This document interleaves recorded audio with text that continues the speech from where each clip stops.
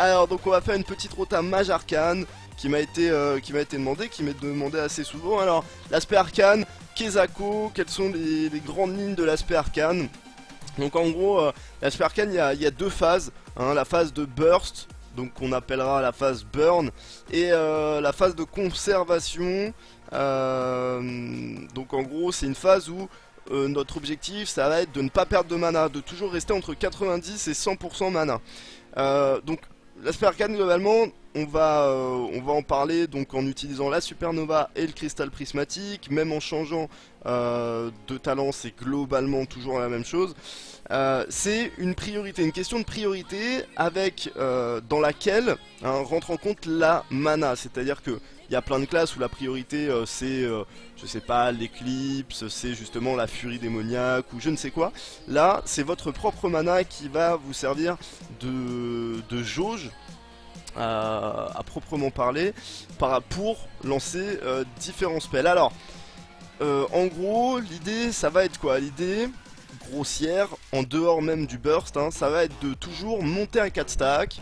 Une fois que vous êtes à 4 stacks de charge arcanique, vous allez, soit vous êtes au-dessus de 90% mana, vous utilisez une déflagration des arcanes, soit vous êtes en dessous de 90% mana.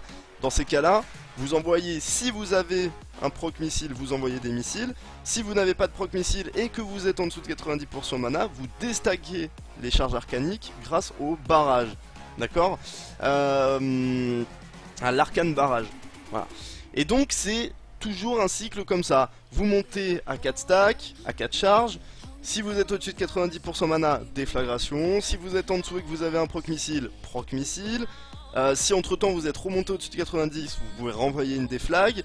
Et dès que vous êtes en dessous de 90 et sans proc, vous envoyez un arcane barrage.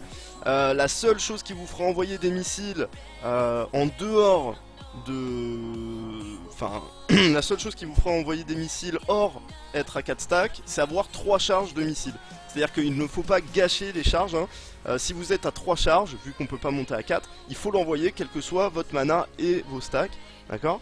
Donc ça c'est la phase de conservation, c'est-à-dire voilà, au-dessus de 90% mana, une déflag, en dessous, soit vous envoyez des missiles, soit vous déstackez et vous recommencez. Donc ça c'est très important. En ce qui concerne la phase de burn à proprement parler, d'accord, donc la phase de burn, elle va s'agir, en quoi elle va consister? En gros, vous avez une évocation toutes les minutes 30, d'accord, donc globalement toutes les minutes 30, votre objectif ça va être d'arriver à 50% mana pour ensuite évoque. Alors pourquoi exactement 50% mana? Alors plus ou moins évidemment. Pourquoi 50% mana? Tout simplement parce que en fait l'évocation sous 4 stacks, de charge arcanique, alors il faut savoir que les charges arcaniques influent sur l'évocation, c'est-à-dire que chaque charge donne 25% en plus à l'évocation en termes de régène. Du coup au bout de 4 charges, vous arrivez à 100% de régène en plus. Et en gros l'évocation, si elle est à 4 stacks, avec le tick initial de l'évocation plus un seul tick, elle va vous rendre 50% mana. Il faut savoir que l'aspect donc arcane, hein, elle est influée par rapport à votre mana actuel. Et donc 50%, en fait si vous voulez, 50% mana, c'est le juste milieu entre on fait toujours des dégâts avec les spells, l'évocation vous rend de la mana très rapidement, et voilà, donc 50% c'est vraiment le chiffre magique.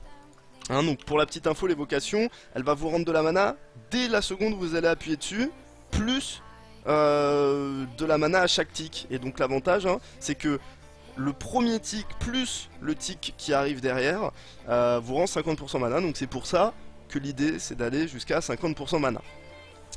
Faut savoir que globalement la vraie difficulté de cette spé c'est uniquement la gestion de la mana en fight. C'est à dire que si jamais vous faites une déflagration des arcanes en trop, une fois que vous êtes à 4 stacks, ça coûte tellement un bras que ça va vraiment vous mettre dedans pour toute la suite du fight.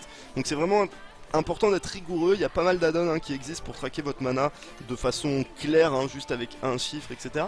Donc il faut pas hésiter à s'appuyer de toutes ces petites informations. Donc en pratique ça donne quoi? Et bien en pratique on va vous montrer, hein, donc on a au pool, évidemment, une première phase de burn, ça c'est évident.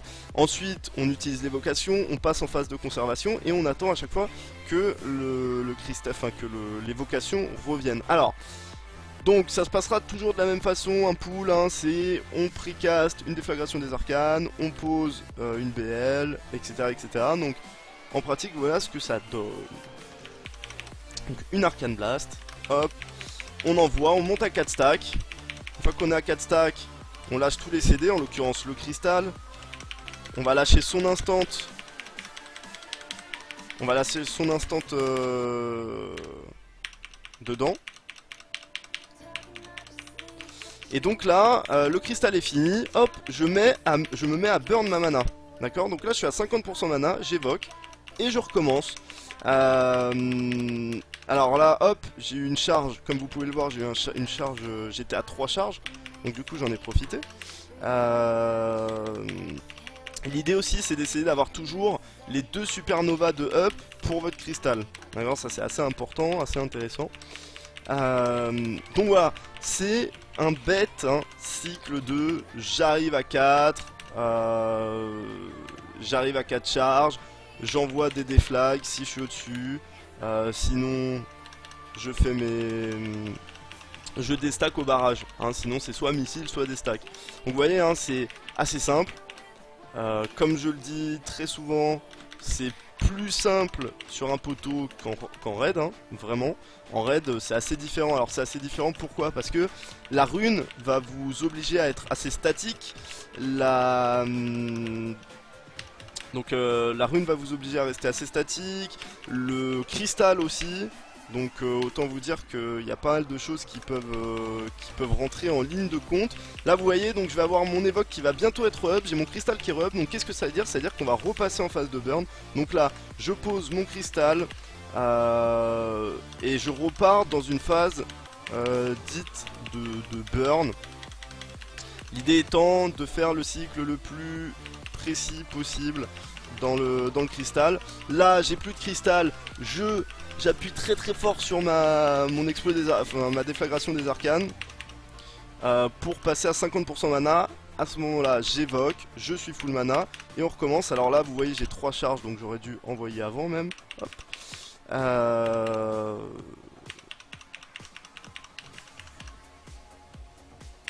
Donc très important hein,